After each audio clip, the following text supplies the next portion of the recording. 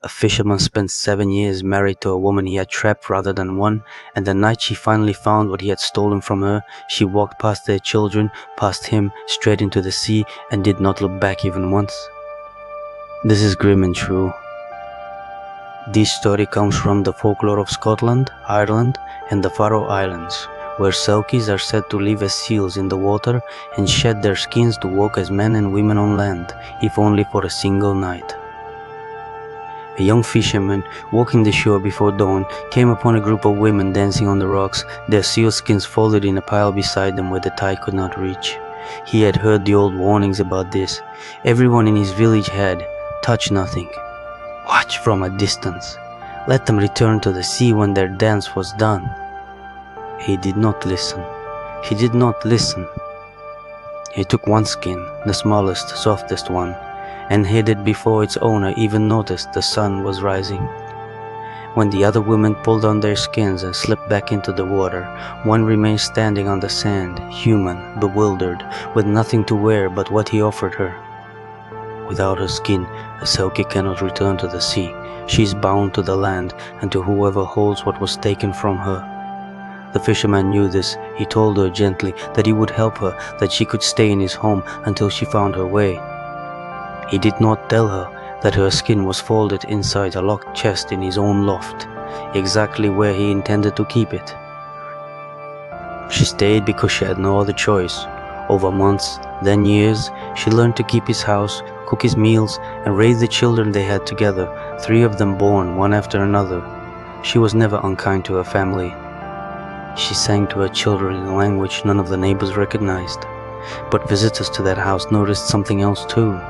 She spent long hours at the shoreline, watching the water, saying nothing. Her husband told himself this was simply her nature. He told himself more than once that she had come to love him, that the years had turned the theft into a marriage. He never once considered giving the skin back. Their youngest child was the one who found it. Playing in the loft one rainy afternoon, digging through an old chest for nothing more than something to do, the child pulled out a strange grey pelt, soft and cool, and asked his mother what it was. She recognized it before her hand even touched it. She did not scream. She did not run.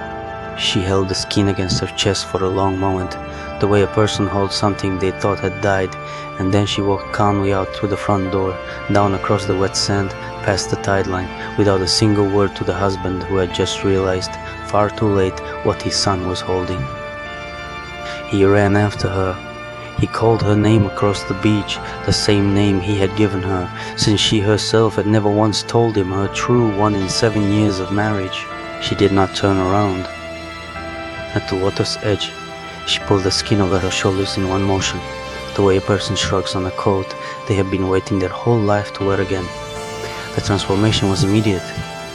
Where a woman had been standing a moment before, a grey seal now slipped into the surf, smooth and certain, exactly where she belonged. She surfaced once, only once, some distance out past the breakers and looked back at the shore. Not at her husband, at her children, standing at the waterline where their mother had just disappeared. Then she was gone beneath the water. In most versions of this story she does return, not to the house, not to the husband, but to the shoreline itself again and again over the years, surfacing at a distance to watch her children grow from a place they could never quite reach her. She never came back onto the sand. She never took off the skin again.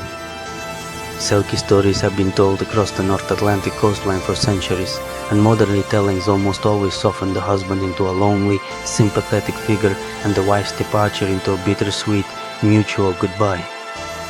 The older versions are considerably harder to look at directly.